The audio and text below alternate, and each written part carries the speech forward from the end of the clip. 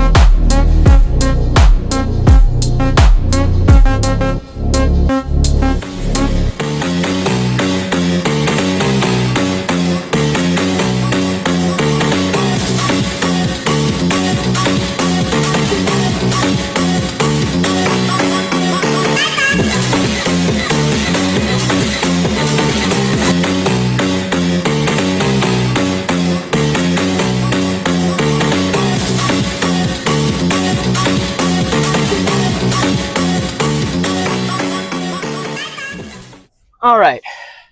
That is how you do a chest day. My goodness, it got dead at the end there.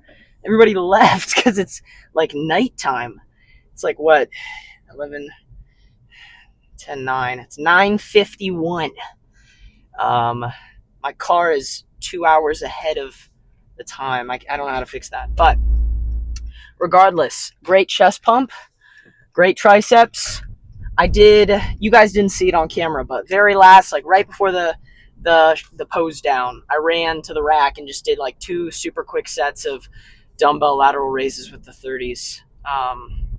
Yeah, man. I honestly gotta say, like, when it's dead in the gym like that, dude, gets me on some Dorian Yates type, like, nobody around but me. Just freaking nobody around but me. Let's freaking go.